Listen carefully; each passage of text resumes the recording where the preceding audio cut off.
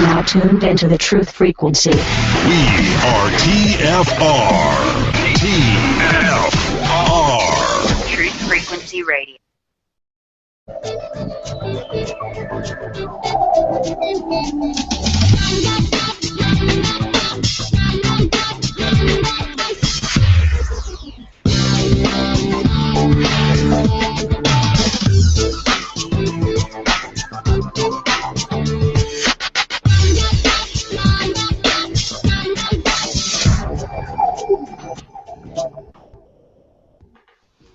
I've been a participant in some of the most insidious lies and witnessed to deeds that no crazed man can imagine. I spent years watching you, my lofty position, to know that you were the one I could trust.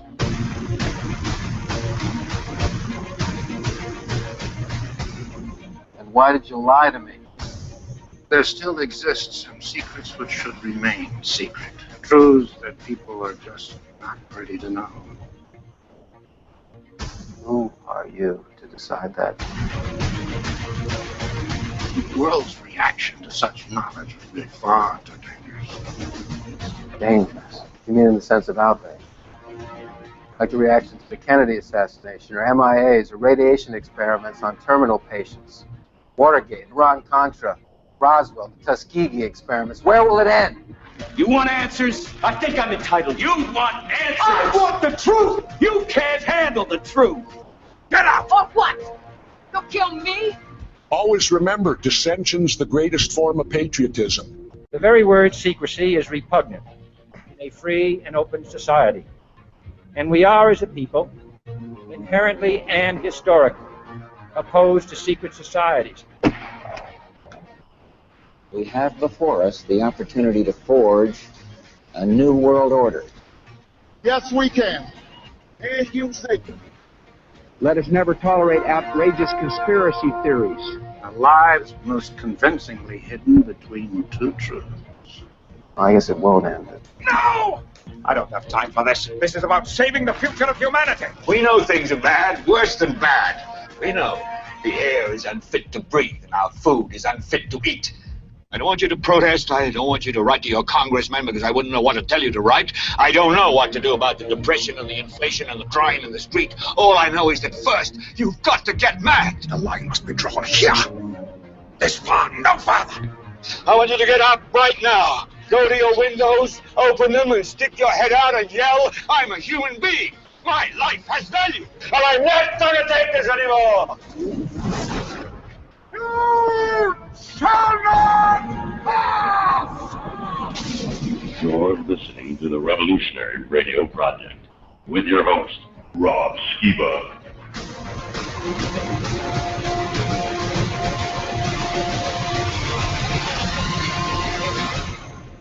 Hello and welcome to the Revolutionary Radio Project. I am your host, Rob Skiba, and I'm real excited about today's broadcast. We'll be talking with my good friend, Leonard Ulrich. But before we do that, I want to play a video by another good friend of mine, Rick Hummer. Some of you, of course, know who Rick is if you've been keeping up with our Seed the Series audio drama. And he's a man of many talents. Well, he created a music video that deals with the subject matter of tonight's broadcast. So check it out.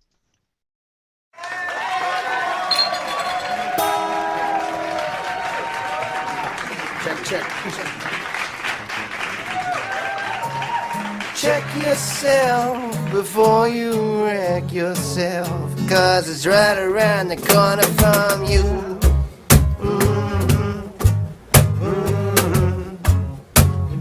La-da-da-da-da-da. Take a second and look around, my friends. I'm asking, can't you see what's going down? They run the show on you and you're blind, so pop your bubble, 'cause you're just another fish in the crowd. You walk their walk and talk their talk, and your own tongue is spreading their lies. See what I mean? That screen ain't clean, and you incoeptus victimize.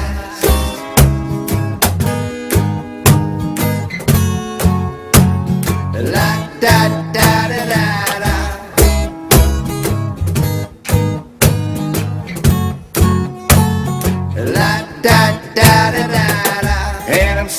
in the world in many ways. It's no wonder that Babylon is crumbling down. Going to and fro we go, never concerned yet.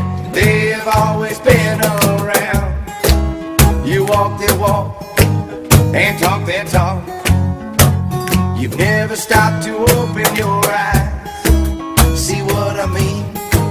Your green ain't clean, and you wet coeptus victimized.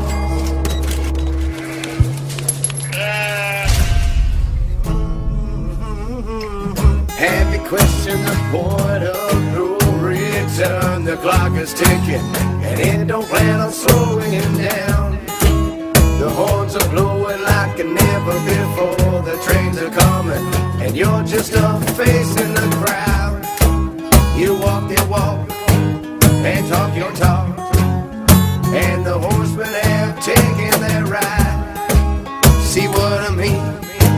Time to get clean, and you went coeptus victimized. What do you know? I see the signs everywhere I go.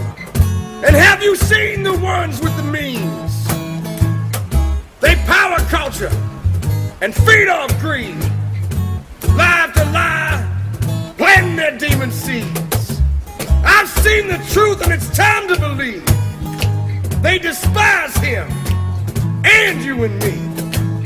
Our blood didn't come from monkeys and trees. He hung on the cross for you and me. This ain't no game of hide and seek. It's a game of responsibility, free will, and the red letters that will set you free. The King of all kings waits patiently. So what can you do? What do you know? It's time for you to drop to your knees and cry out from the floor.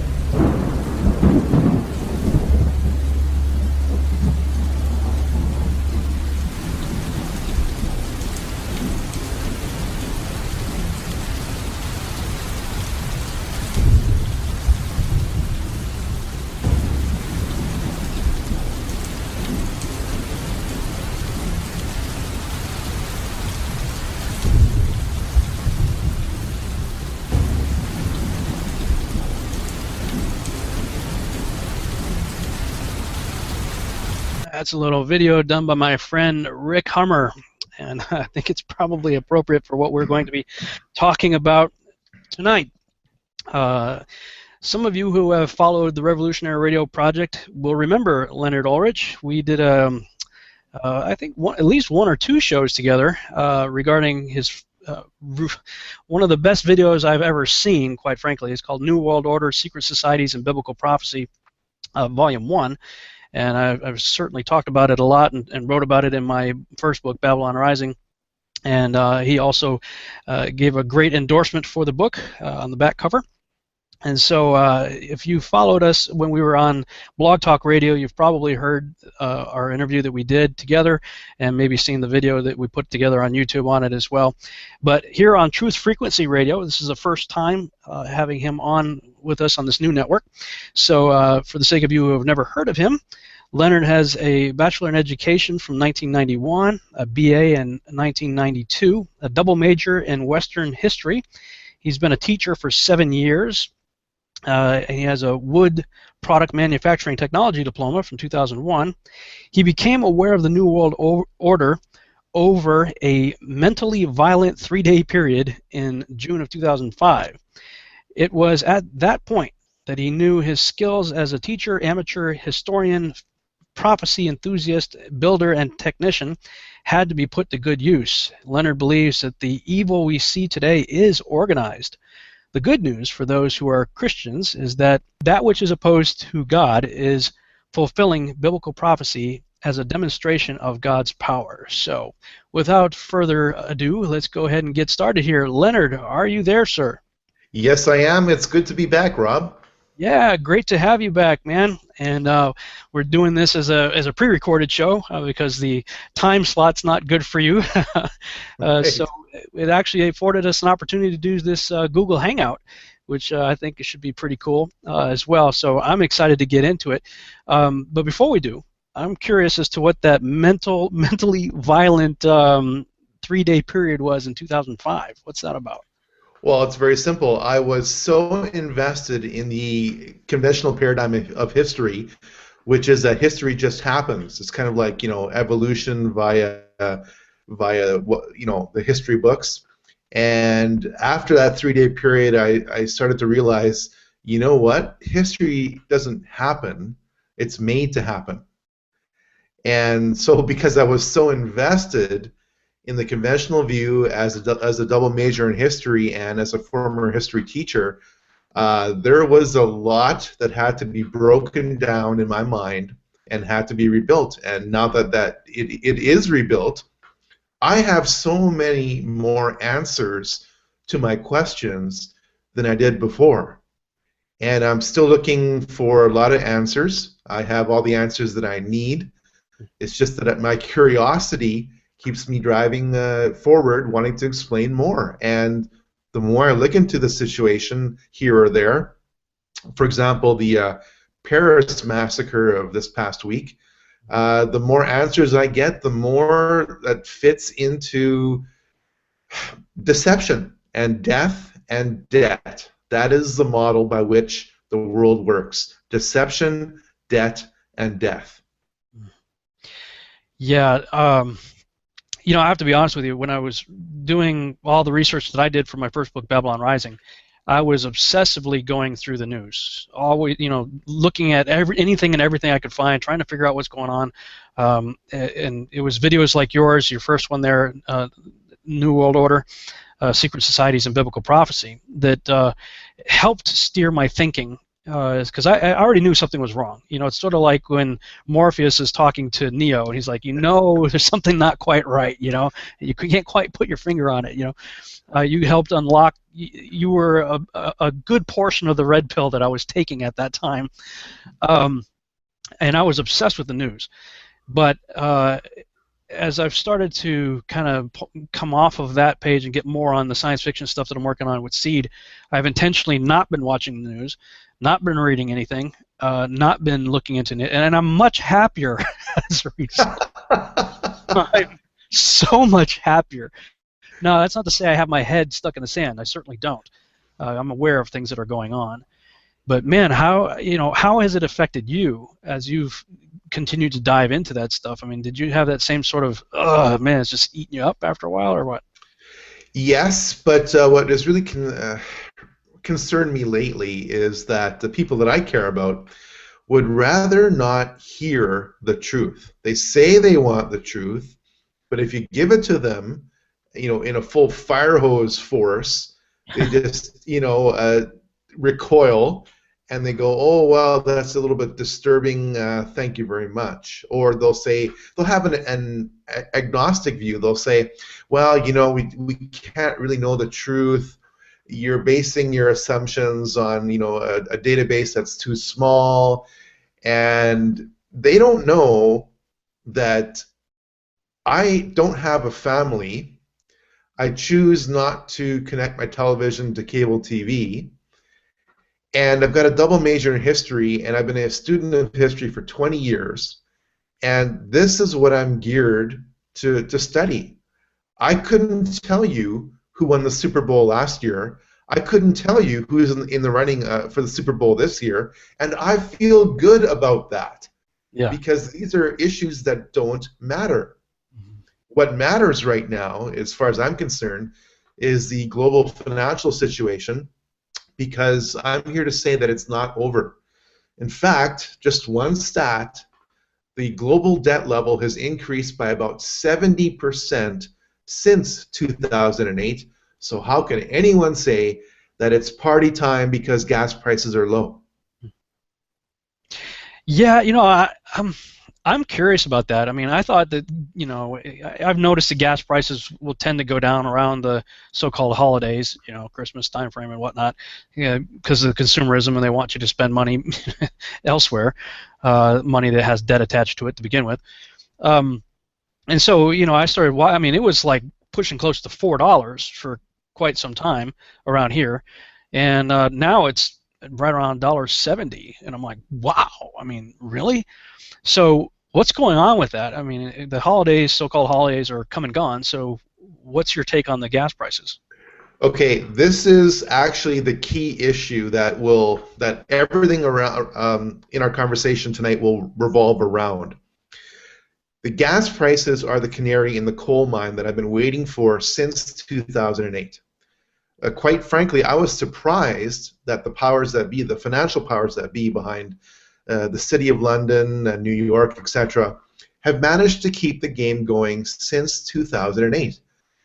And I have been waiting for a sign of deflation as far as the second wave is concerned, the second wave of economic crash or crisis is concerned, because just before a tsunami hits, the tide goes out, the water level goes down, okay? That is so important because we've had 5 rounds of stimulus, QE1, QE2, Operation Twist, call it whatever you want, and what have you got? You've got a stock market that's high. Literally, it's high on your tax dollars. How can anybody say that a Dow of around 18,000 points is indicative of the financial health of America and the rest of the world when you've got 50 million Americans on food stamps, and when 1 in 4 American households has nobody earning a living in them? That's disturbing, okay? So the Wall Street situation, egged on by politicians who are bought and paid for by both sides.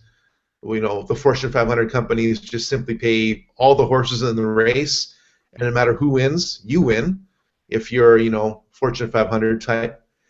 And but since 2008, all this government money has gone to this little bubble called Wall Street.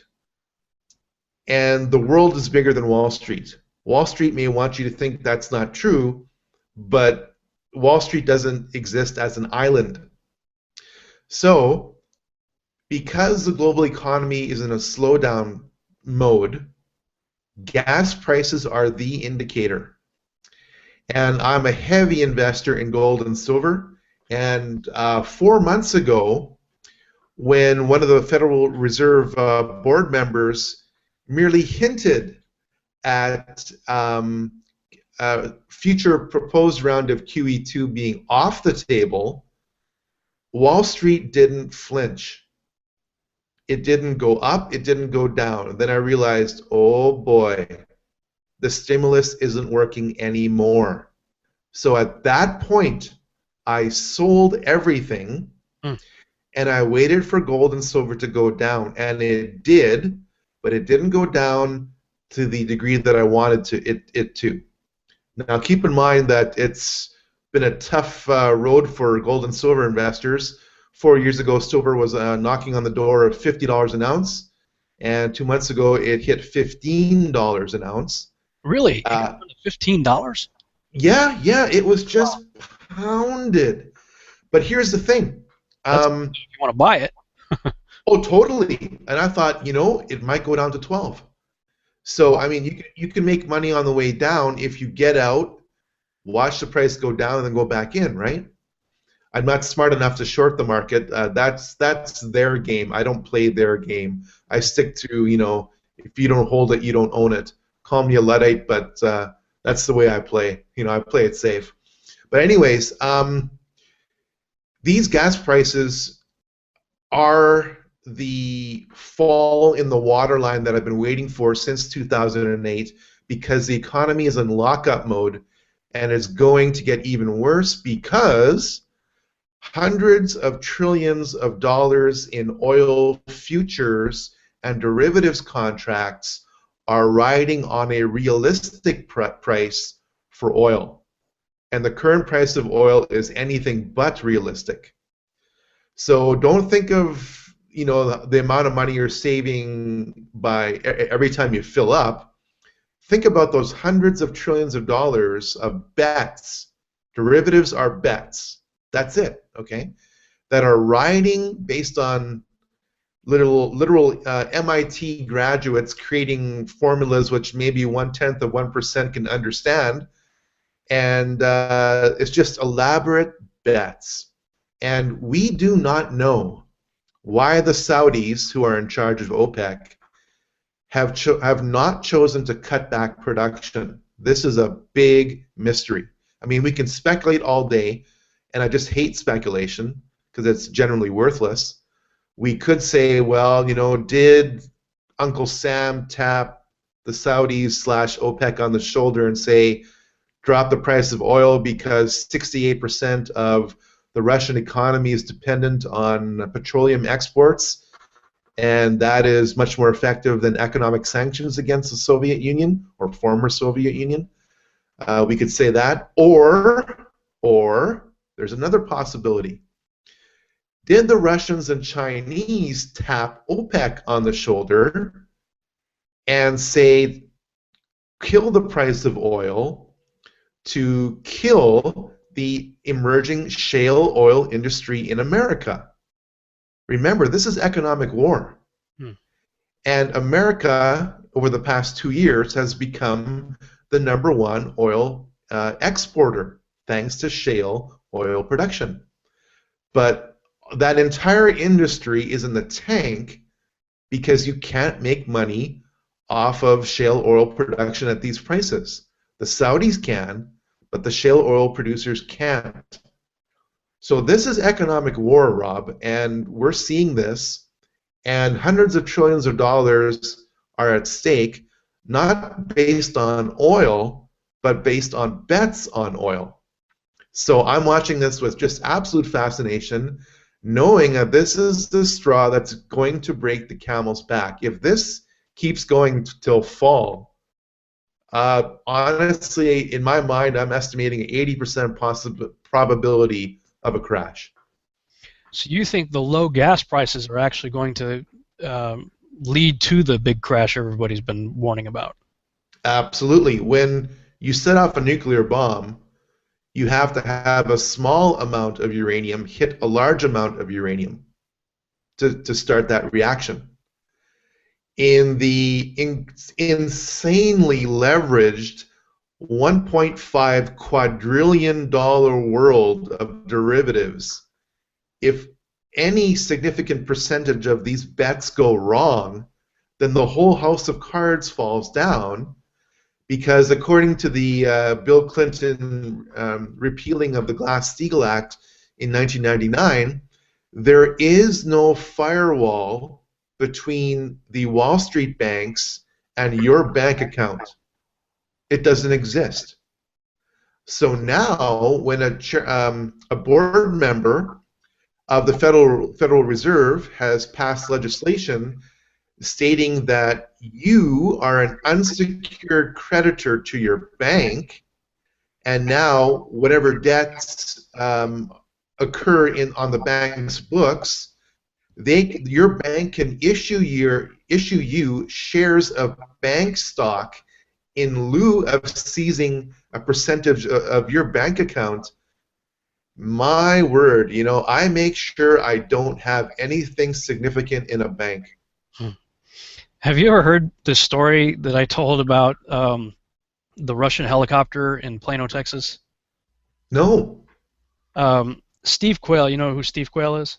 Absolutely. Yeah, Steve, he's been warning about pending, well, all kinds of pending doom, you know, quite a bit. He's a watchman on the wall. I mean, like any of us who have played that role, none of us claim to have all the answers. We're looking at what we're seeing and sounding the alarms, you know, appropriately. And he was looking at, and after, this was a number of years ago, I want to say it was 2010 maybe, I forget, but anyway, he was talking about all the signs were pointing to the possibility of a bank holiday within the next week or two. And he was basically saying, you know, if the front page of my website is blue or red or whatever color it was that he said, you know, then you know there's going to be a problem. You know, the balloon's gone up. It's happened. And you know, he made a really strong case. And at that time, that's when I was doing a lot of my research and everything. In fact, I had created this graphic that was in my book, Babylon Rising. under the chapter of the Omega Plan, talking about how wealth and resources funnels up and domination and control comes down, and how it all works like this, funneling up to the global elite, and they just bring everything down to us, and we're on the bottom end of the bad side of this graphic here. Annuet Coeptus, as Rick Hummer's song so well illustrated. Well, I went to the bank, and I didn't have a whole lot of money there to begin with, but I thought, you know what, I'm going to take it out, and I'm going to go get silver and gold, honest weights and measures. And so I had all of this on my mind. You got to kind of put yourself in my mindset. So I go to the bank, literally liquidated my bank account, and was taking what I had. I was going to go get silver and gold. And I walk out, and I see a Russian helicopter, Mi-24 Hind D, coming in on low approach over Chase Bank, flying right at me. I'm going, this is a problem, I was on the phone with a buddy of mine who was a former airborne guy, and I'm like, dude, there's a Russian Mi-24 Hind D flying right at me. He's like, what? I'm like, I'll call you back. So I get off the phone with him, and I see the helicopter going over to this area where I knew that looked like it was going to land, and so I decided, well, I'm gonna go follow it and see what's going on. So I get my car and I head in that direction, and I'm at a light and on this crossroads right here, and I was about to take a left to go toward where I saw the helicopter go. Oh, we're getting ready to go to break, so to be continued. So we'll come back in 3 minutes, and I'll tell you the rest of that story.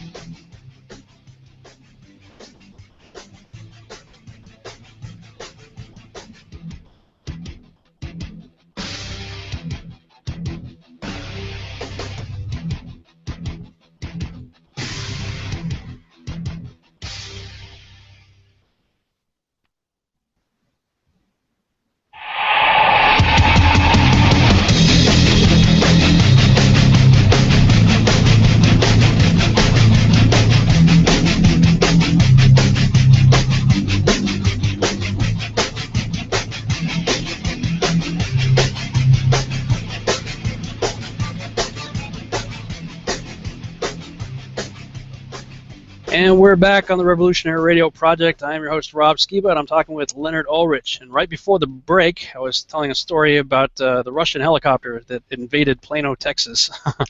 Okay, so again, you got to put yourself in my mindset. I have been listening to Steve Quayle. I'm thoroughly convinced that everything's about to hit the fan, about to have a bank holiday. I liquidate my bank, walk out. There's Mi-24 flying right at me. I'm at a red light, and I'm about to turn left to head in the direction to where I saw the helicopter go, and I look up and I see a second one coming.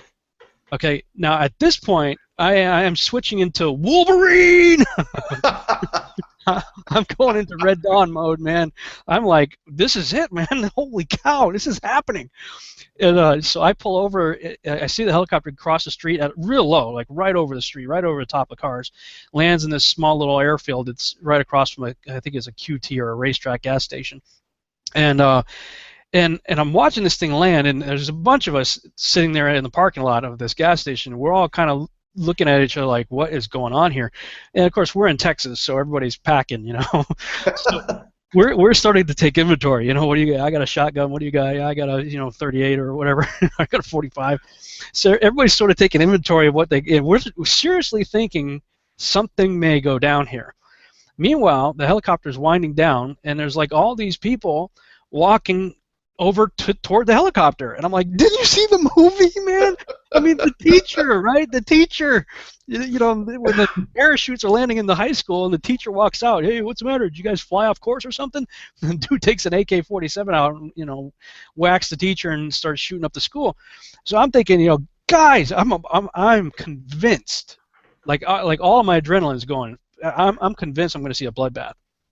And then the helicopter finally wound down, and I got a closer look at it, and what I saw on the wings, what I thought I saw full armament when it was coming at me. I mean, my brain kind of filled that in because I spent 8 years in the Army training how to shoot that thing down and identify it. So my mind filled in a whole lot of things, but when I saw it finally winding down, I got a little closer look at it.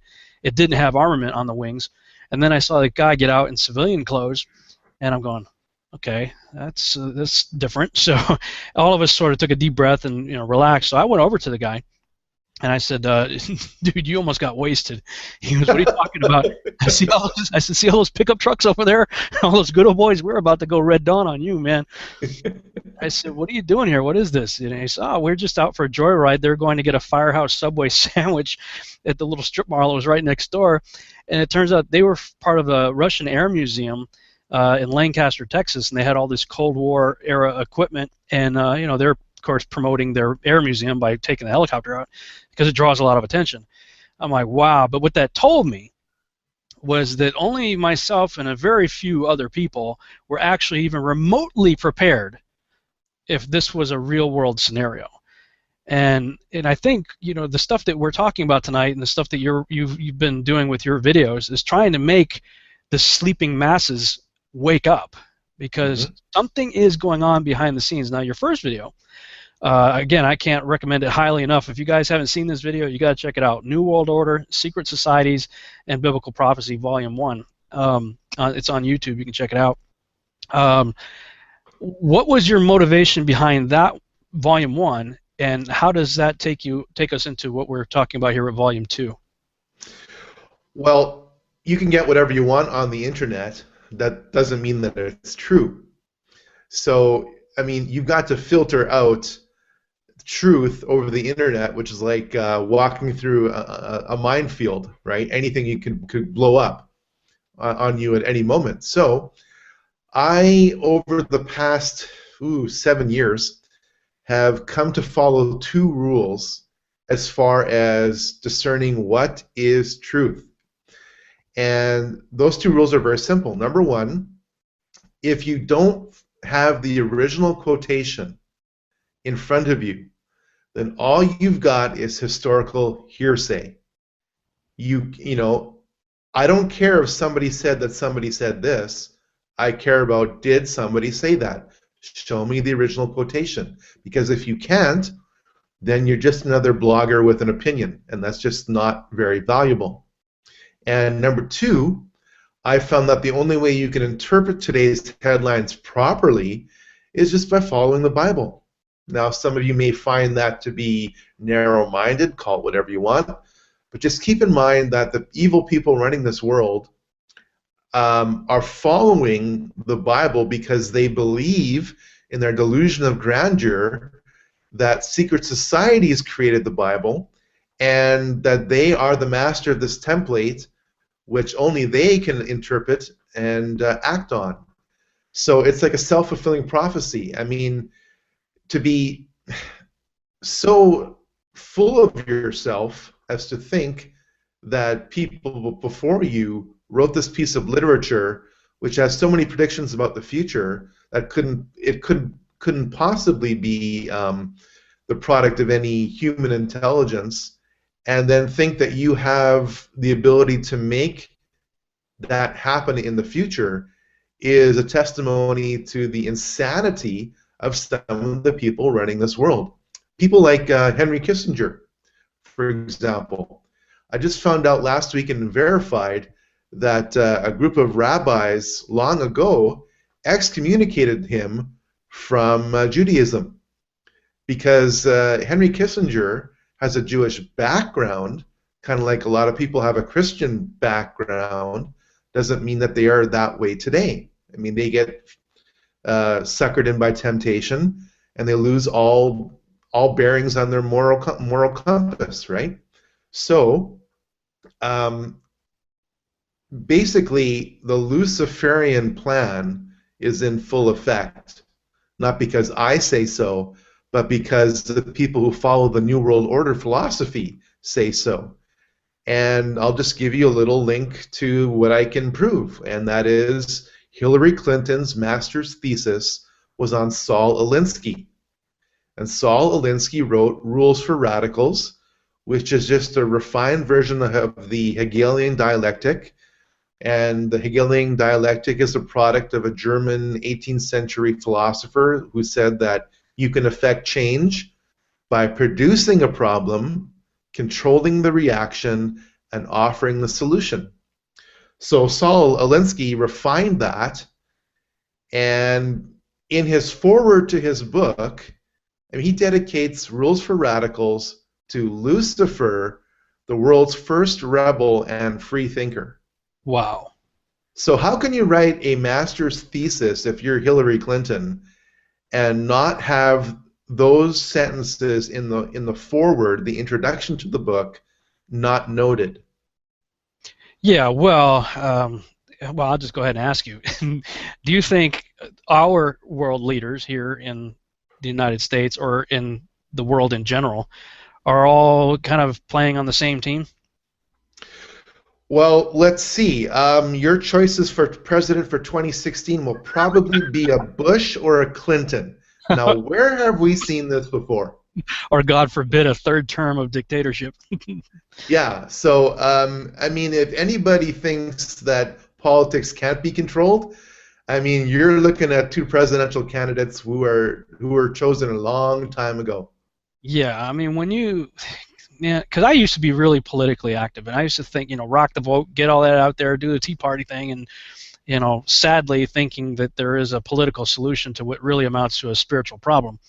But then, of course, doing the research and realize, these guys are either all related to each other or they're all playing in the same parties, doing their thing up Bohemian Grove or, the Bilderberger meetings or whatever. I mean, I think it was Judge Napolitano who said, look, Republicans, Democrats, they're just two wings on the same bird of prey.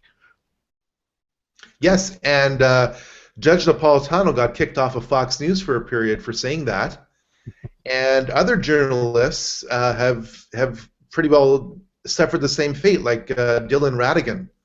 It's just amazing, when he goes off on a 4-minute rant, literally, with total passion, and that rant gets like 3 million views on YouTube, and he lays out how America has gone from capitalism to crony capitalism to extractionism, where the cancer that is called Wall Street that is just feeding on America to the point of death, which is where we are. I guess the producers just couldn't handle it and just let him go.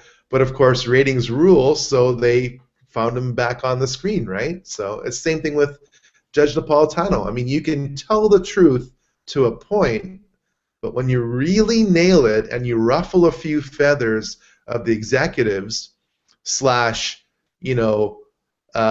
money takers from politicians, right, which is what the producers are, I mean, let's just come right out and say it, then you're hurting your potential advertising / revenue base. So you can tell the truth up to a certain point, but you can't tell all the truth. So my hat is off to these people for calling it like it is. And if it is confirmed in 2016 that we're going to have a Bush versus Clinton election, then I don't need to say anything more. Well, that's what I was saying, and I'm like, okay, guys, if these are the three choices, God forbid a third term of a dictatorship, or a Clinton or a Bush, will you now finally acknowledge that your votes don't mean a thing and likely never did? Yeah, I mean, when you own all the horses in a race, does it really matter who wins? Exactly. Yeah, exactly. And I liked the beginning of your New World Order Secret Societies video. You had a quote from George Carlin. What does he say at the beginning of it? Well, he said, basically people are coming out with all these conspiracy theories. We can't possibly prove this or prove that, And I actually tied George Carlin's quote, who is, as everyone knows, a foul-mouthed, sarcastic atheist / comedian, with a verse from the Bible, because it says the same thing. I know. Right? So no matter how you look at it, okay, this is nailed. So when we have George Carlin, of all people, and the Bible saying something in agreement, I think it's pretty safe to start a movie based on that. Yeah, well, he basically is this little rant that he does, and is that powerful people just might have a plan. That's so crazy. It's so crazy to think that these people who have unlimited wealth and unlimited power just might actually have a plan. Right, and the plan is to allow the US dollar to die, because those who are in positions of power know that every product has a life cycle. No one's rushing out to buy VCRs anymore. Okay, they did that in the 1980s. Nobody's rushing out to buy Blu-ray players anymore. They did that 10 years ago. Every product has a life cycle, and the US dollar is just another product. And the average length of a fiat currency, meaning literally fiat means let it be so because I said so, as in the king says so, Caesar says so. Okay, if I had a $100 Monopoly bill right in front of me here, that's currency in the game of Monopoly. But if you went to a store and tried to buy something with that, you'd get either strange looks or a visit from the SWAT team. And as we get further and further along since 9/11, it's probably going to amount to a visit from the SWAT team, because you could be a terrorist, right? So my point in this little diversion is to suggest that the American dollar is like monopoly money, because when you step away from America, that money that you have in your hand is of no value. So if it has, so let me ask you and everyone else watching this a question. If it costs nothing to produce, is it worth anything? No. No, it's not. No. This is why gold and silver have been money, or considered money, or the most popular form of money for over 5,000 years. It takes energy to get it out of the ground, to refine it, to mint it up into bars, coins, whatever, and distribute it. And the beautiful thing about gold and silver is that over time, we've gotten more and more skilled at extracting it out of the earth, and the average rate of production increase for gold and silver has been around 2%, which is really, really good when you think about it, because inflation is currency devaluation. It's not the rising cost of goods and services like we've all been taught, all right? Technology has allowed us to produce things for less and less and less.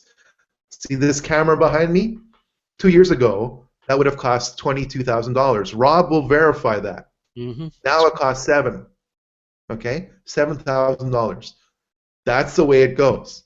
So, your US dollars, like Canadian dollars, I'm from Canada, like any other fiat currency, let it be, or because I said so, has no intrinsic value. But what's even worse is that it's taken over 200 years to get to this point. It's a very complicated road, and I'm not going to give you all the twists and turns in that road tonight, but just keep one thing in mind.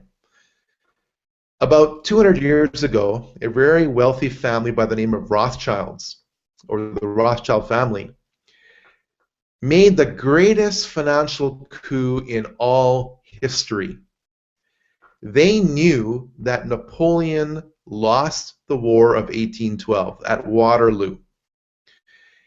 And long story short, the Rothschild brothers had huge banking operations all across Europe, so they had their own private courier services all over Europe for about 10 years. And their intelligence agents, their banking agents, were observing what was going on during this very important battle, and their couriers were dispatched all the way to London a full 24 hours before the English couriers got there. So what happened was that the Rothschilds had insider information as to the outcome of the Battle of Waterloo, and they put out the rumor on the London Stock Exchange that Napoleon won the war. So what happened? The stock market tanked in London. And the Rothschilds, who had King Wilhelm IX of Hesse Castle, which is where the Hessian soldiers came from, which of course you experienced in America during your Revolutionary War. And Prince William was the wealthiest monarch in America at the time.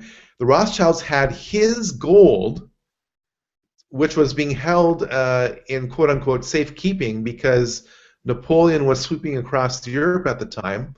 So they used somebody else's money, King William's money, to buy up pretty well all the stocks and bonds that they could get their hands on for pennies on the dollar. Then when the news actually was confirmed, hey, wait a minute, you know, we're victorious here, Napoleon's done, this whole French Revolution thing throughout Europe is done, it's over now, finally. Then, of course, the Rothschilds literally owned the Bank of England, which is not bad for a family who were just basically coin dealers 25 years prior. So that little story is so suppressed, and I've gotten my hands on an original 1961 edition by Friedrich Morton called The Rothschilds, and the Rothschilds hired Friedrich Morton to do their family history, and it says so in that book. And then when you've got a modern historian funded by the Rothschilds called Niall Ferguson, who's very popular all over the internet and BBC, contradicting that story, I publicly nail Niall Ferguson for that and simply say he, like our politicians, is just another puppet for the bankers who have won the money since that Battle of Waterloo to create money out of thin air and loan it to the governments of the world at interest. That's not a bad racket if you can get into it, you know? Yeah, for sure. And so that's the subject of your next video. I mean, the title of it is New World Order, The Illusion of Money, right? Correct. Because all money has devolved into a system of debits and credits that are just simply computer entries. It costs nothing to produce, and these computer entries are issued at interest, which is contrary to the constitution of every single nation on the earth. I believe Article 8, Section 3 of your American Constitution, if I have my facts straight, I'm just going by memory. Canadian Constitution, I cite all these things in the film because I'm about proof. Again, I come from an academic background where every single sentence I made had to be documented, and that's what separates me from a lot of other documentaries out there. I prove every point on screen as I'm talking about it. So we're winding up not only into an era where money is an illusion, but like in the world of physics where there is matter and then there is antimatter, you've got fiat currency, and then you have derivatives, which, as I outlined before, and people have to understand this, there's about $1,500 trillion worth of derivatives, as in debt or bets, on the bank's books.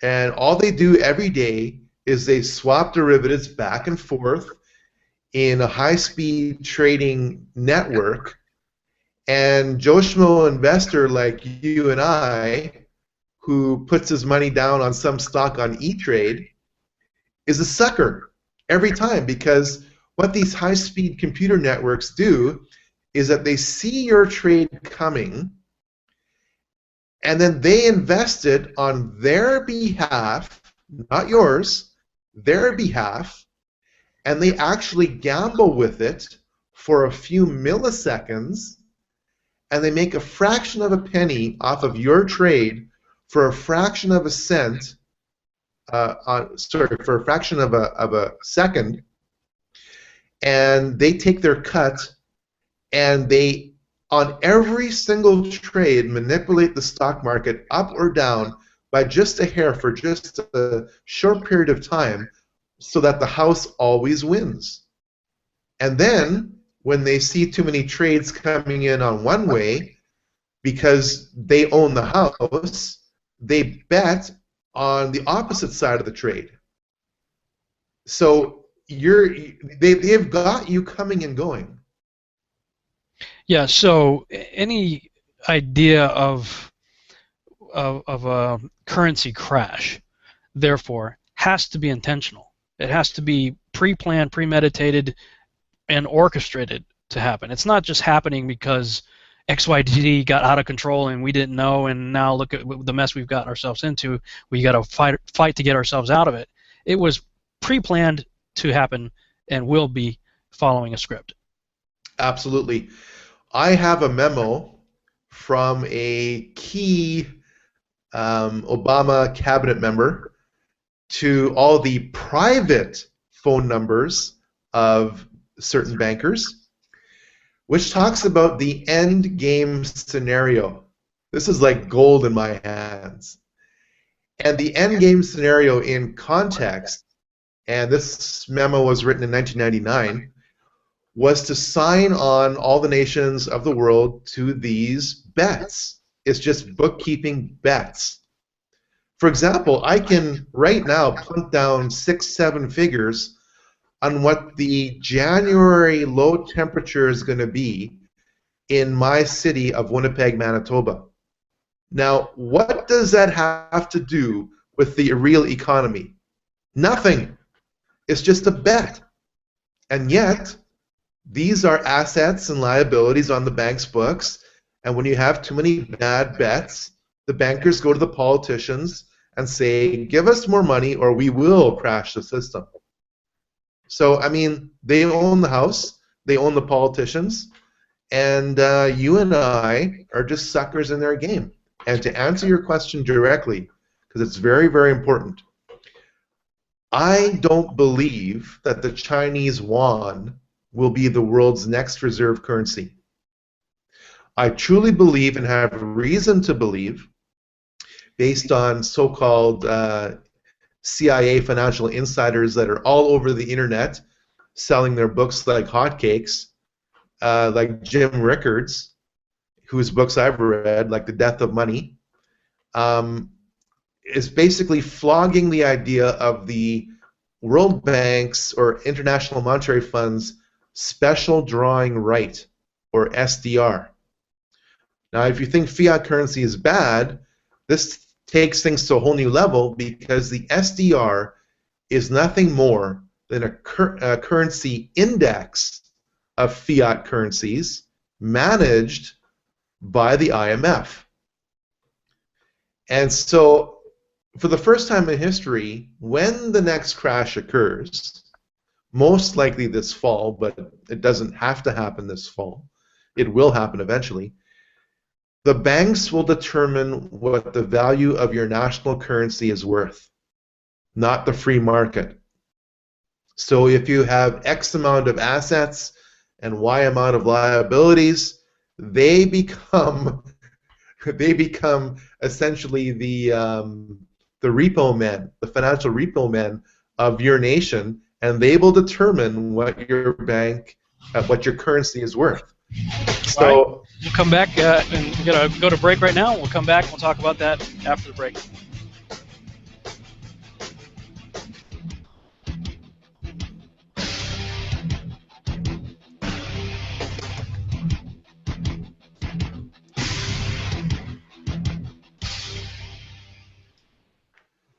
This is Truth Frequency Radio. The wicked ones obviously under heavy Masonic influence.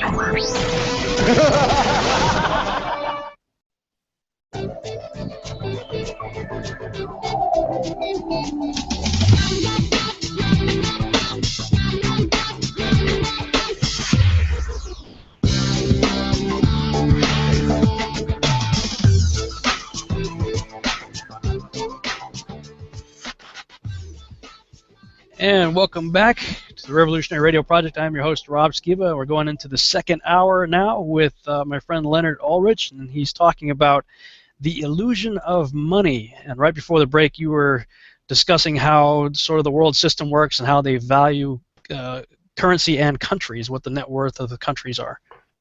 That's right. You have the unholy trinity of the world financial situation, which is the World Bank, the Bank for International Settlements, and the International Monetary Fund. Now, each has its own different role. I will describe that in the film. I won't get into that now. The point is, and I want to re-emphasize this in the time that we have here, I don't believe, based on the hard data, not opinion, the hard data that I have in front of me, that the Chinese yuan will be the world's next reserve currency, because the Chinese economy isn't as healthy as many people think it is. In America, you've got welfare, but in China, you've got workfare. So what's happened is that the Chinese have shot themselves in the foot to a large degree by building huge cities of hundreds of thousands of people, potentially, that nobody lives in. Because in order to receive your government check, you have to do typically construction work. So you have 6-lane highways that have 1 or 2 cars on them.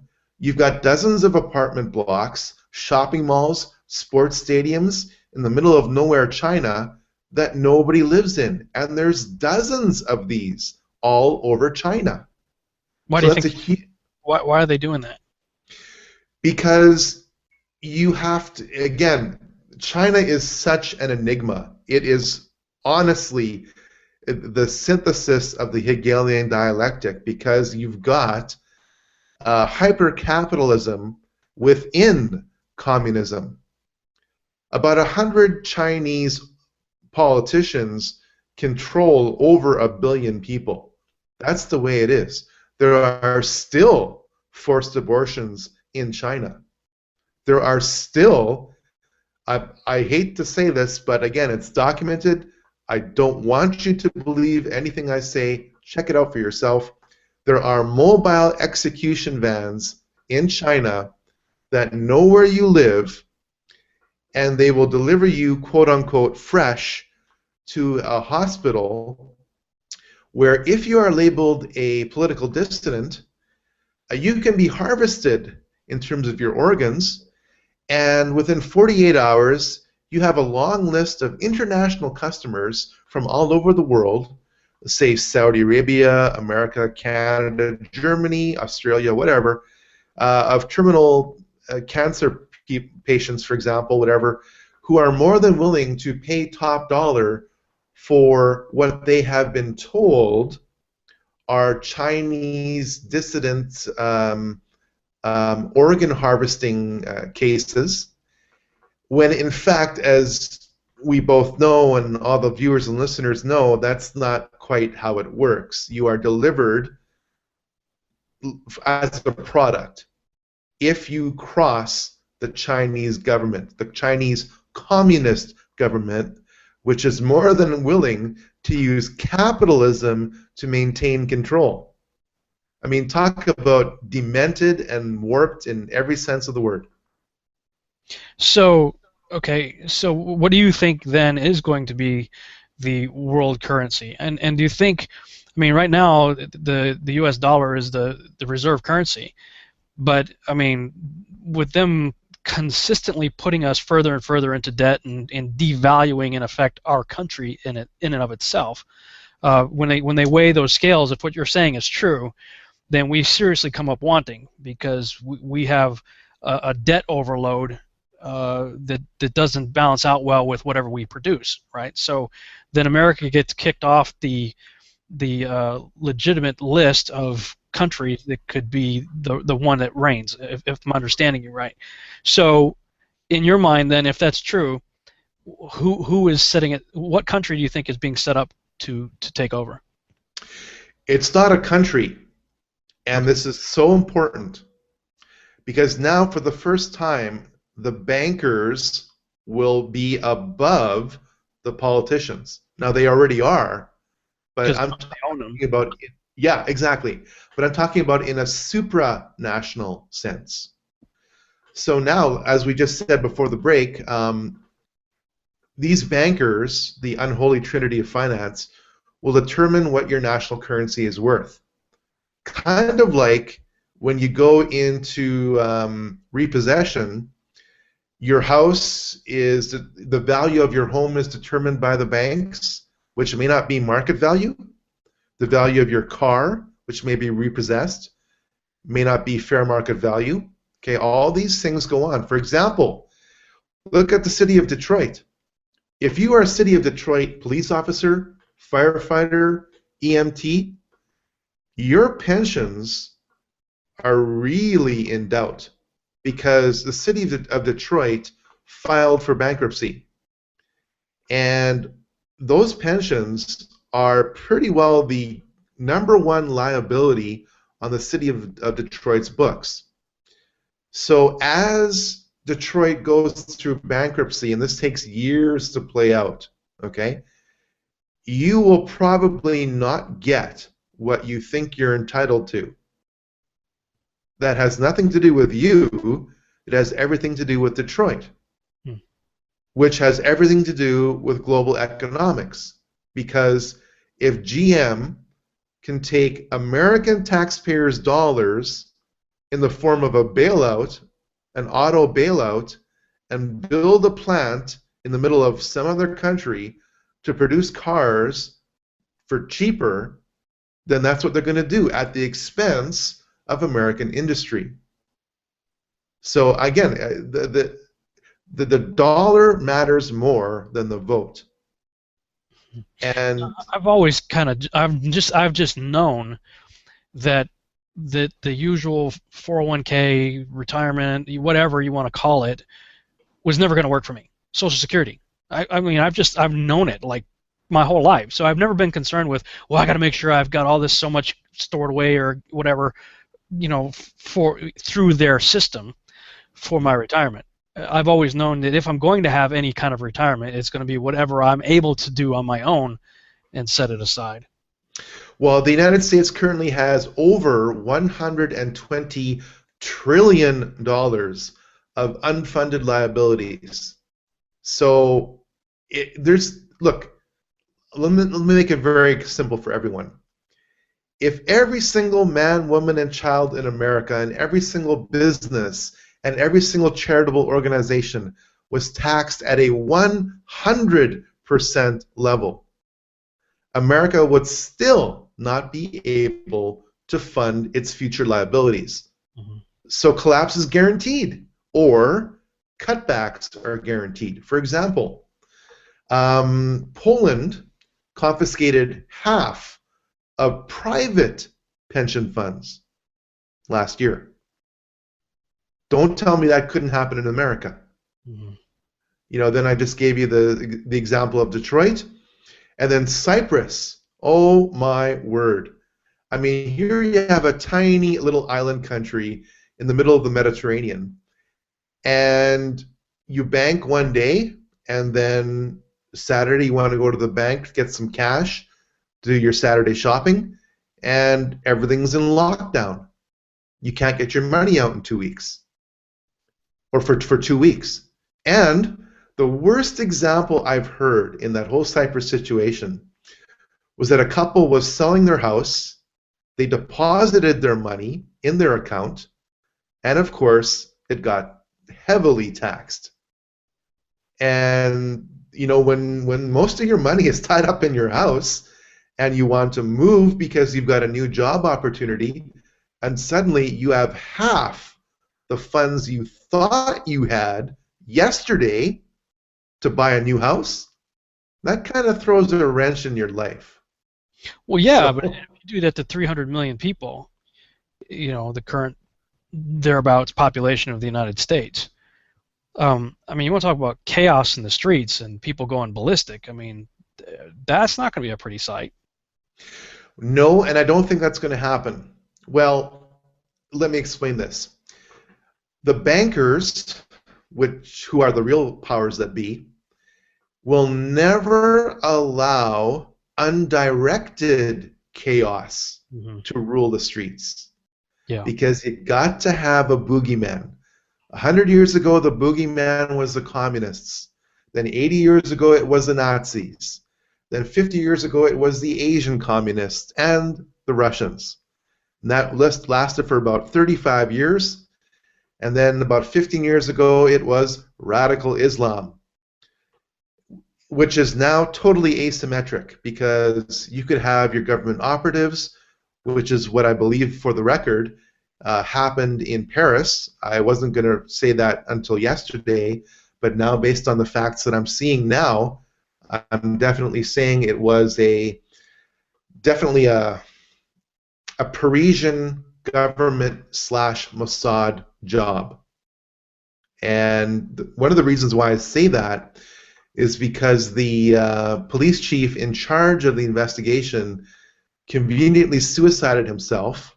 That kind of tipped the balance of doubt in my mind. And then all these links between the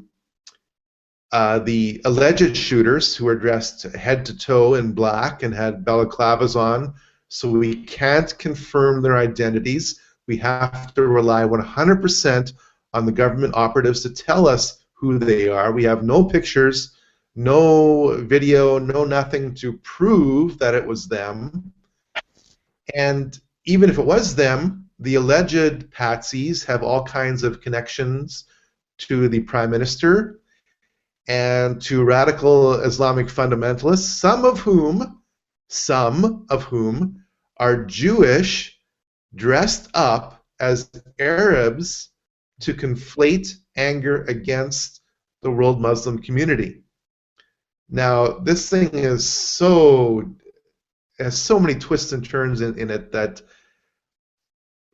radical Islam, I was just on an interview yesterday, actually 2 days ago, for 3 hours, and I said, whatever happens, the bankers cannot be blamed. And I said, we've got a target-rich environment. Pick your poison. What's it going to be? Ebola? Radical Islamic fundamentalists? Cyber hackers? Hey, what about radical fundamentalist Islam cyber hackers? Who have Ebola. Who have Ebola, right?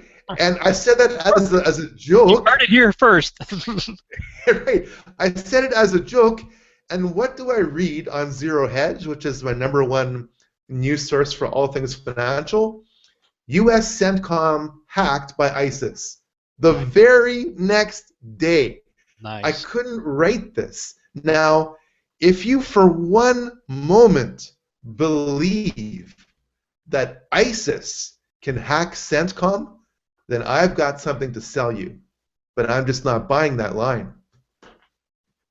Yeah, well, I mean, this could take the show in a whole totally different direction, but, you know, because I did some searching into the ISIS thing myself a little while ago, and I forget what it was that I Googled. It was like security management, government security management, or something like that, plus ISIS.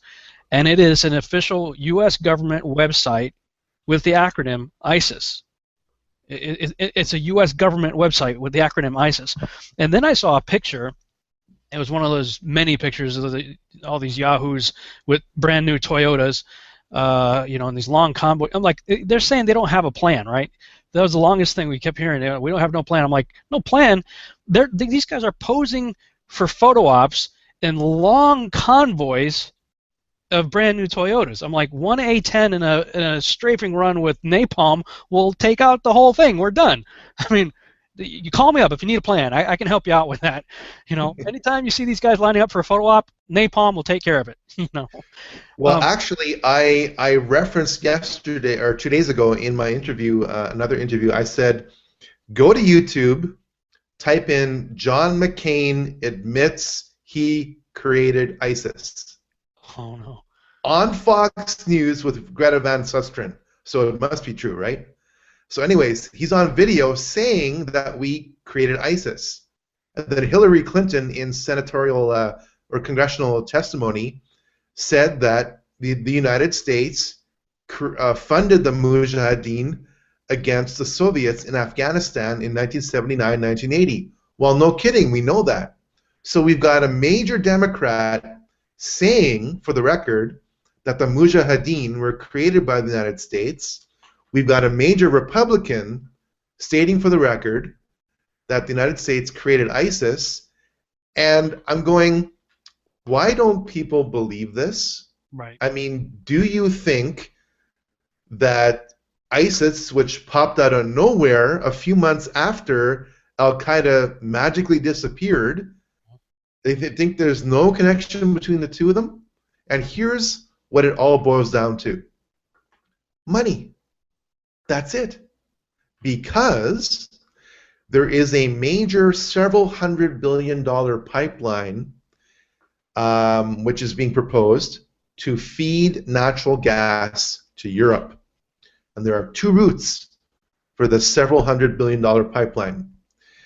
One is through Iran, Iraq, Syria.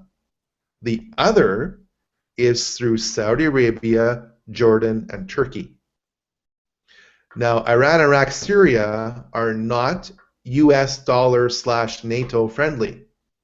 They are pro-Russian / Chinese. But Saudi Arabia, Jordan, Turkey is. And I find it rather startling that the Turkish Prime Minister, whose name I can't recall right now, 2 days ago was in Paris basically saying, you know, je suis Charlie, as in I am with Charlie, or I am Charlie Hebdo, which was the name of the journalist organization that the massacre took place in. And he got back to Turkey today, and he got on national television and said flat out that this massacre was a French intelligence / Mossad operation. Now, I'm going to follow up on that, because for a Turkish prime minister, who, by the way, is a NATO member, to say that is huge. It's huge. So basically, because, and I need to back up a little bit here to go forward, the British Empire faded out between World War I and World War II because it couldn't stand the 1-2 punch of World War II. The powers that be in 1945 said America was basically untouched by World War II. So through the Bretton Woods Agreement, the United States dollar became the world's reserve currency. And the exchange rate between the American dollar and gold was held steady at $35 an ounce. Richard Nixon came on TV and on August 15, 1971, and interrupted Gunsmoke, which was the most popular TV show at the time, and said, I have temporarily authorized Secretary Connolly to suspend the convertibility of US dollars into gold. Thank you very much. And so what that meant was, from that point onwards, the US dollar was backed by nothing. Right. So evil genius Henry Kissinger came along and said, this is not going to fly for too much longer, so we need the US dollar to be backed by something, or the US dollar to control the price of something. So evil genius Henry Kissinger met with Saudi King Faisal in 1972 and made him an offer he couldn't refuse, which is, we will give you military support, and we will give you X amount of dollars per year if you agree with all your other Arab allies, which later became OPEC, to sell oil throughout the world exclusively in US dollars. Now, for 40 plus years, this has been huge. What this means is, if a businessman in Australia wants a massive supply of oil, he's got to take Australian dollars, convert them into US dollars, then buy his oil, and then get it shipped to Australia. That creates a supply, or sorry, a demand for US dollars. And anyone who's studied Economics 101 knows that the price of anything is determined by demand over supply.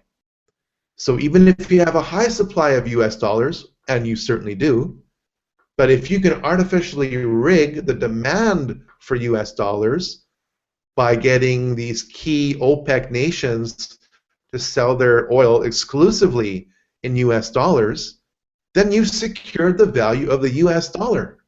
And you've transitioned what the US dollar is essentially backed by from gold to oil.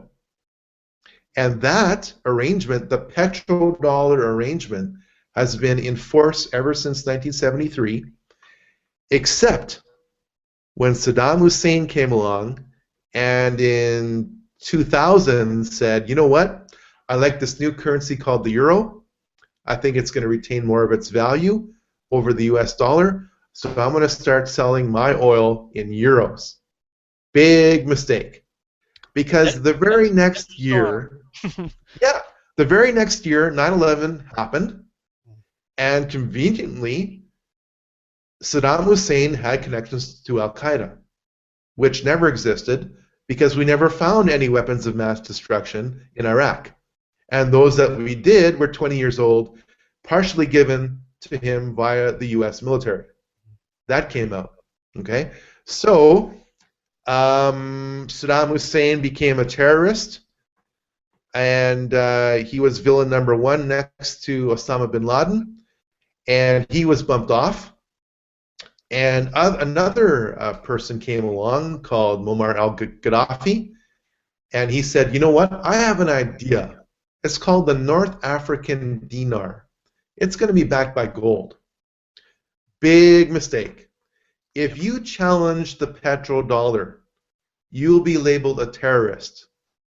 So Muammar Gaddafi has been Muammar Gaddafi for 40 years, but suddenly he was labeled, you know, public enemy number one. So while he was still alive, the so-called rebels within Libya, who I can show 3 or 4 articles from mainstream media, were funded, armed, and trained by the CIA. We're just simply repackaged El Ciada, okay? Their number one priority, their first priority, wasn't taking control over the nation's finances for themselves. No, no, no, no. It was to establish a Western-connected central bank. That's what it's all about. That's what it's all about. So who do you think pays those pipers? Right, and to add insult to injury, the Libyan gold, dozens of tons of Libyan gold, which were destined to become one of the sources for the North African gold-backed dinar, conveniently found their way to Switzerland. I mean, and I don't think the average Westerner knows this. I mean, I'm not a fan of Gaddafi. He's a dictator. And if you look back on some of his speeches, you'll clearly see how the guy is high on opium. I mean, literally, he's making grand speeches, and he's totally wasted. But life in Libya was number one in terms of all African nations. The Libyan government would give you money to start a business. The Libyan government would pay you money to have a family. The Libyan government subsidized gas to about 25 cents a gallon. The Libyan government gave you free university tuition. And compare that to the standard of living in America, and I'm going, you know what? In many ways, life in Libya under Gaddafi was better than life in America today, but of course now it's an absolute hellhole. It's descended into Hades, and it's just kill or be killed. And of course, the oil refineries there are NATO controlled now, and it's you know, life is bliss because we've now liberated Libya. Well, so I mean, we've been watching it over a period of time. That it seems like any place that doesn't have a central bank, well, that's the next target. And the first thing they do after they topple that government is set up a central bank. I mean, when you look at J.P. Morgan Chase Bank leads a 13-bank consortium to establish the central bank of Iraq right after we, you know, go in there under that whole pretense of finding weapons of mass destruction. And we're seeing this over and over and over again. It's the central bank is like they're trying to get the central bank thing in strategic places, and anybody that gets in their way, they're going to get knocked off. Totally. That's it. And like I said, with the Syrian situation, what do you think the assassination of Ambassador Chris Stevens in Benghazi, Libya was all about? Chris Stevens would have spilled the beans about El Qaeda, which was becoming to be rebranded as ISIS, was shipping arms into Syria through Turkey. He was going to sing like a bird about that. And no less than 3 Navy SEAL teams were ordered to stand down. Ambassador Stevens could have been rescued 3 times over, but that wasn't the point. The point was to kill him off. Okay? And again, we've got on video, or even John McCain's Twitter feed from the source, okay? Not a blogger source, from the source. You see pictures of John McCain tweeted out by John McCain's staff of John McCain, visiting the rebels in Syria.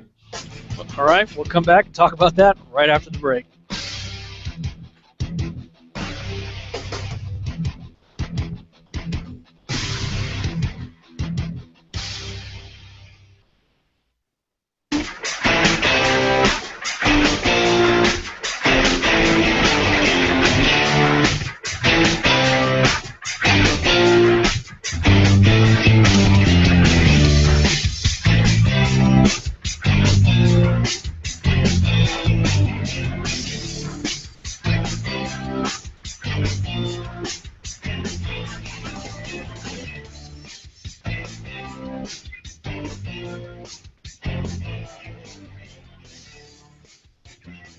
And we're back on the Revolutionary Radio Project. I am your host, Rob Skiba, and we're talking with Leonard Ulrich. We got the last half hour left to go, and during the break, I was looking up something, and I'm going to put this on the screen for you here.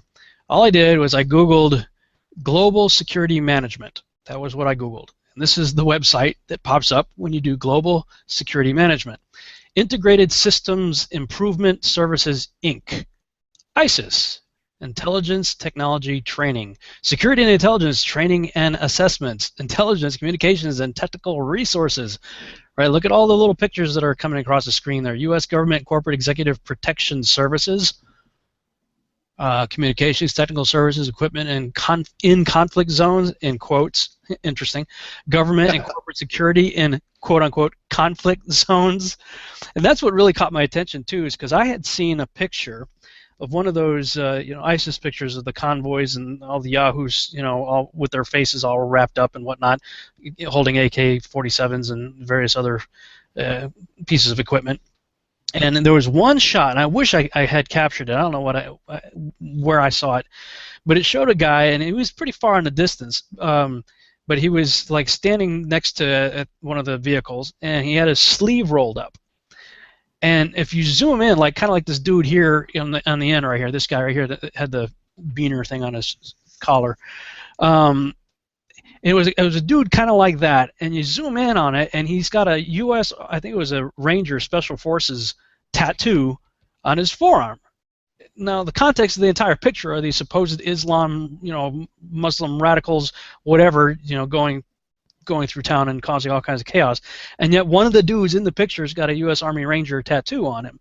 And then you go to a website like this, and you're like, ISIS has demonstrated expertise and success in performing mission-critical tasks at home and abroad. Our personnel have been trained and tested, often decorated, in the fields of combat, security, intelligence, and more. And you were just before the break gonna quote something, or I don't know if you got it that far or not, where I think you're talking about John McCain tweeting or something like that. Where did we leave off right before the break? You were about to make a point on something like that.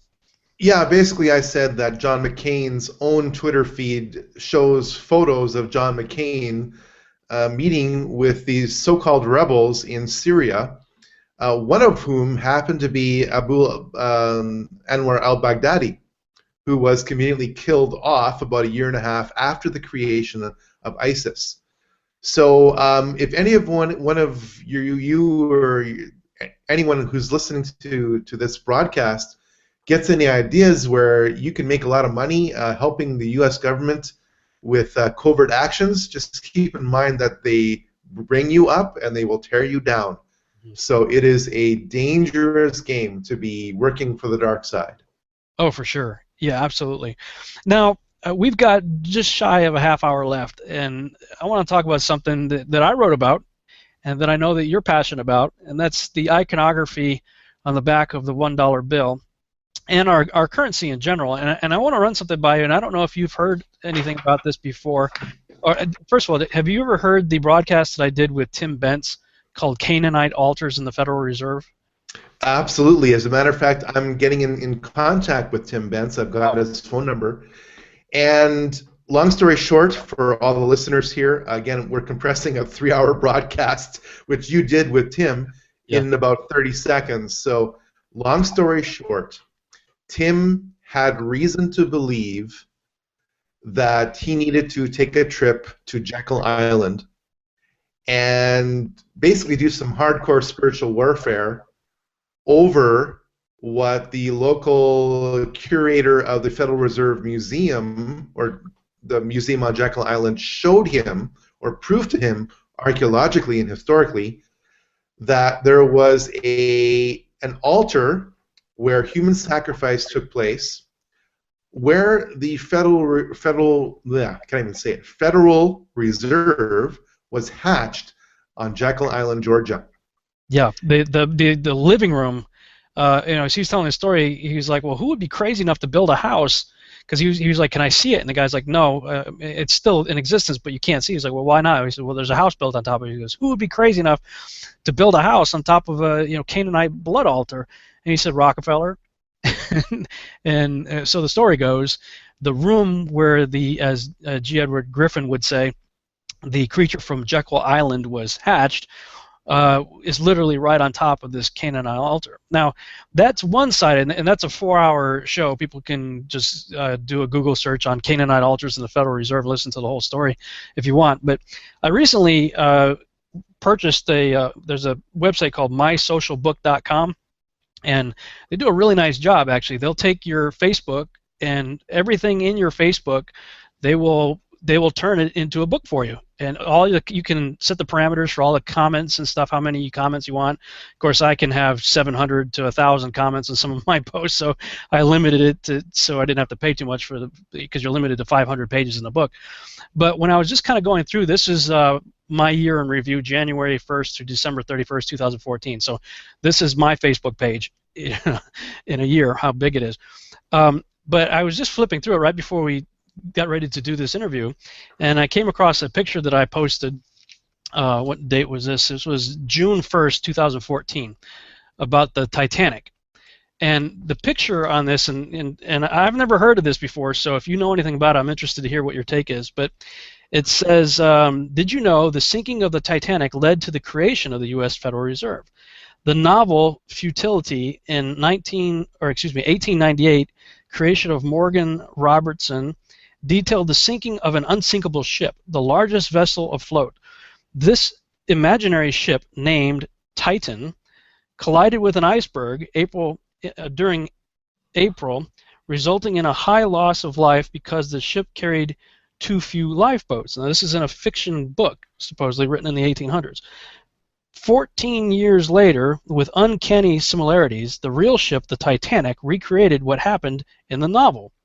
The two ships had almost identical names. Both ships were designed to be unsinkable. Both were touted as the largest ships at sea. Both collided with icebergs in April. Both resulted in many deaths due to a shortage of lifeboats. Plus, both had strikingly similar floor plans and technical descriptions. Benjamin Guggenheim, I think, Isidore Strauss, the head of Macy's department stores, and John Jacob Astor, probably the wealthiest man in the world, were all killed when it sank. Those three men were the main opposition to the creation of the U.S. Federal Reserve. By April 1912, all opposition to the Federal Reserve was eliminated. In December of 1913, the Federal Reserve came into being in the United States, controlled by Illuminati banksters. Now, again, like you said, you find it on the internet, you got to, okay, whatever. This was a picture that I found and posted it, but what, if anything, do you know about that story? Well, it is a fact that John Jacob Astor was against the Federal Reserve, and of course he lost his life like so many other people did on the Titanic. And so any significant opposition to the creation of that creature from Jekyll Island, which took over the United States, was killed off, you know? Coincidentally eliminated. Yeah, I mean, I've seen where flights go off course and kill people who speak out against the powers that be. I'm talking about Senator Larry McDonald, if my memory serves correct, where his plane mysteriously goes off of Japanese airspace and into Russian airspace during the mid-'80s, I'll say, during the Cold War.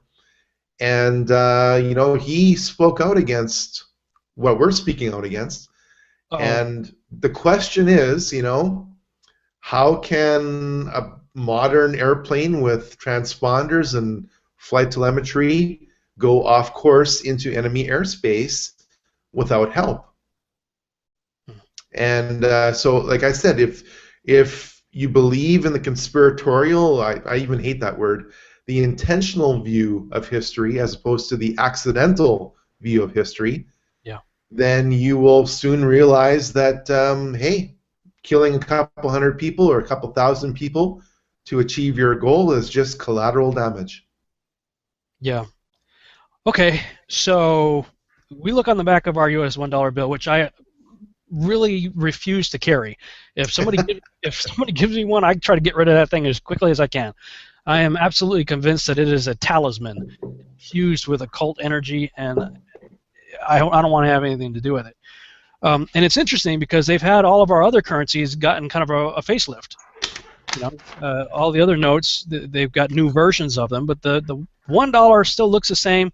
Oh, there you go. Yep. Yeah, right here. Which was reversed too. The imagery originally was the other way around, and I believe it was FDR said, no, switch it, so that we have it the way we have it now. So I know what I think about it, but I want to know what you think about it. What's on your mind regarding the $1 bill? Well, this piece of paper here, which is the most popular symbol of currency in America, is brought to us by a 32nd degree Freemason, a 33rd degree Freemasonic president, a Russian theosophist, and a Russian theosophist / Luciferian. So how about that? How about that? And yeah, so basically what you've got here is a reference in Latin, Annuit Coeptis Novos Ordo Seclorum, which if you go all the way back to the Roman poet Virgil in 72 AD, he first referenced a new order of the ages, or if you translate it, New World Order. And in case you think, well, that's just too conspiratorial, you're putting this out of context, you have to read Virgil's Eclogue, because the poem talks about a new breed of men created by the union of quote-unquote gods and enlightened men. And that is the ultimate goal of the quote-unquote New World Order. The New World Order is the Old World Order, which goes all the way back to Babylon and Nimrod, which is to create humanity 2.0 so that man becomes God. And, you know, you can go all the way back thousands of years to Babylon, even back to Sumeria, you can see that. And ask yourself one question. How many ancient pyramids exist in America? And the answer is 0. So this right here cannot be an American symbol. So if it's not an American symbol, it's got to be a symbol of something else. And the Freemasonic / Luciferian powers that be have encoded layer upon layer of meaning in this symbology. It would take me, honestly, 20 minutes at breakneck speed to decode all of this. And so that's why I can't do it here. But the point is, Henry Asgard Wallace was FDR's Secretary of Agriculture back in the day. And he was in frequent communication to his quote-unquote guru, who happened to be Nicholas Roerich, who in turn happened to be nominated for the Nobel Peace Prize no less than 3 times. So Nicholas Roerich, a Russian theosophist, had some clout internationally. And Nicholas Roerich was in turn inspired by Helena Petrovna Blavatsky of Russia, who in turn, being a theosophist, was inspired by a demonic entity known as Djwal-Khul. Don't believe me, read her own writings. So the Theosophical Society, which Henry Asgard Wallace was a member of for 10 years, had a main publication called Lucifer Magazine. And Lucifer Magazine was published by Lucis Trust, which has existed for over 100 years and now is a division of the United Nations. And the United Nations building was donated by the Rockefellers to the international community, which used to be the ground for a slaughterhouse called Fresh Kills New York. So you have sacrifice going on the ground where the United Nations building was founded, and you have sacrifice going on where the Federal Reserve Plan was hatched in Jekyll Island, Georgia. So right there, I just made ties between Freemasonry, the presidency, theosophy, Luciferianism, and sacrifice, all in about 5 minutes. Yeah. So being that this currency has not been messed with, like the other ones, the other notes that we have, I mean, even the coins have been changed. So if they're leaving this intact, what is that saying to you? What does that mean? Well, it must be very important because it's the only denomination of your U.S. currency which hasn't been changed in about 80 years. This is still the original design. And when people like George Herbert Walker Bush get up in front of international television and starts talking about, during his inauguration speeches, about the angel in the whirlwind and about the ancient hope or the new order of the ancients, he's referencing specific occult terminology in James H. Billington's Fire in the Minds of Men, which is a summarization of centuries of Luciferian revolutionary thought. And again, pick up a book called Fire in the Minds of Men by Billington. And James Billington used to be the boss of the, help me out here, Rob, I'm a little bit lost in my terminology, the main library in that, oh yes, the Library of Congress. He used to head that up. So he's no fool. So again, George Herbert Walker Bush was a member of 2 satanic organizations, meaning Skull and Bones and Bohemian Grove. And in case you think that the symbology on the back of the US dollar bill isn't enough, you turn it over, and right over here on the top right-hand one, yeah, the little you see owl. If you grab a magnifying glass, this is how detailed it is, you'll see a little owl there. And that owl is identical to the owl of Bohemia in Bohemian Grove, which is a 2,800 or 1,800 acre ancient redwood forest where a reproduction of Molech in an owl form made out of concrete and steel reinforcement has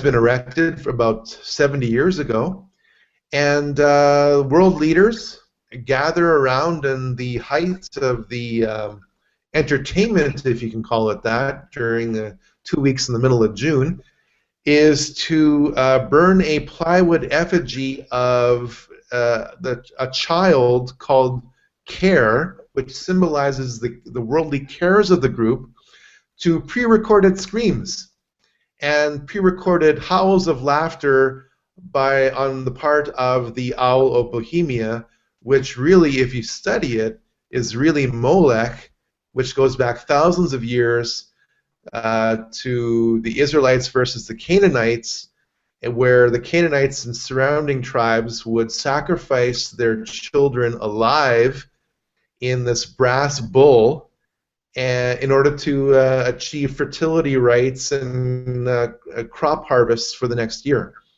So again, Luciferianism, child sacrifice, unjust weights and measures, debt, death, and deception. And that's the paradigm we live in. And unfortunately, many Christians tell me that they want the truth. But again, I've reached over 5 million people, and I can't reach my own church. How pathetic is that, man? I mean, we've talked about this off air before, but you know, maybe it needs to be said here. I mean, the church is supposed to be the place where people go to get truth, and yet so little of it is coming out of the church these days. And those of us who are out there trying to talk about these things, we're getting blacklisted and kicked to the curb, kicked out of churches, kicked out of conferences. And so the only choice we have is to try to do shows like this to try to get it out to the masses. I mean, it's like if they're not getting the truth in church, where are they going to get it? Right. For example, just look at the story of Jonah in the whale. I don't think too many people realize that perfume is highly refined whale vomit. It is. Again, do your research. Okay? Yeah. It's highly refined, yes, kind of like crude oil is refined. So you put gasoline in your car, right? Well, I got one even better for you. When you see natural flavors and the ingredients. Oh, my word. Don't even go there. Don't even go there. I'm going to do it. It's beaver anal gland.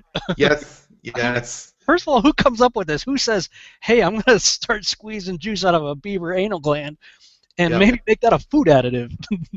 Totally, right. So when Jonah is in the belly of this whale and Jonah dies, Jonah doesn't survive and camp out 3 days, 3 nights in the belly of this whale. He literally dies and comes back from the other side and writes a little glimpse here and there of what he saw, okay, which is fascinating. I won't get into it. But the point is, if you're a Christian and you believe that story, if you honestly believe that a guy can die and be revived after being preserved physically in the gut of a whale, then why can't you believe that it's just a little bit hard for 2 planes hitting 2 buildings in New York to bring down 3 buildings at free fall speed, at free fall speed, and leave behind the paper passport? Yes. No, see, this paper passport was made out of Thor's hammer because it survives the fireball. It survives going through the steel-reinforced concrete pillars as they're being disintegrated at several hundred miles per hour, but it lands on the ground amongst thousands of tons of dust and twisted, mangled steel within 24 hours in legible condition. Right. I mean, it's just like finding a paper needle in a 50-acre haystack. That's on fire. That's on fire. That's on fire. Right, right. So I've had people that I try to reach out to tell me that they can't believe my explanation because of my weakest argument. My explanation for 9/11 being an inside job, because of it, my weakest argument, which is the explanation for the odd phone calls between the allegedly hijacked planes and loved ones on the ground. And my explanation is very simple. Look, the phone calls were odd. Like, hi, Mom, this is Jack Bingham. You do believe me, don't you? Right. Right? Right? So while you can fake somebody's voice in real time, you can't necessarily fake the intimate details that two people would have with each other. And if cell phones on airplanes worked so well in 2001, then why did all the airlines spend millions of dollars upgrading their cell phone antennas in the tails of these planes after 2001? I mean, in terms of physics, it just doesn't work. And where did the plane go in Shanksville, Pennsylvania? Well, I tell you where it went in my documentary. Because you can't have a full-size plane hitting the bullseye of a pre-existing scar, which I document geographically, according to the United States Geographical Service aerial survey. That scar in Shanksville, Pennsylvania was there before 9/11. So essentially what you're asking me to believe is that this full-size jet airliner hits a bullseye without leaving anything significant in its place. I'm sorry, I don't believe that. Okay? Now, again, we see false flag after false flag since 9/11. It's so obvious to those who want to see, and honestly, it takes more faith not to believe in these things not being an inside job than it does to say, you know what, I don't know all the facts here, but I see these dots in front of me, like the connections to the French government in the Charlie Hebdo massacre, the connections to Mossad agents posing as radical Islamic fundamentalists, the police chief in charge of the investigation suiciding himself. These are pretty serious dots, and it takes more for me to believe the official story than it does for me to believe that governments in the West had some kind of hand on what happened this past week. Agreed. So, speaking of connecting dots, we've got about a minute left. How can people see the dots that you've connected in your next video, Volume 2? Okay, go to the Leonard Ulrich YouTube channel. Just spell my name out, Leonard Ulrich, and very soon I will start posting videos like this, and as well as many other interviews and short clips from the movie, rough cuts, little teasers. And my website is being built as we speak, and I plan on doing essentially a Rob Skiba, which is going diskless and internet-based. Diskless and internet-based. Well, we'll look forward to it for sure. Hey, Leonard, it was awesome having you on the show again. Man, we're going to have to do this again because I have a feeling we just scratched the surface. Exactly. I really enjoyed this. All right, buddy. Well, that's all the time we have for tonight. Thank you guys so much for listening and watching here on Google Hangouts, the Revolutionary Radio Project. Good night, everybody.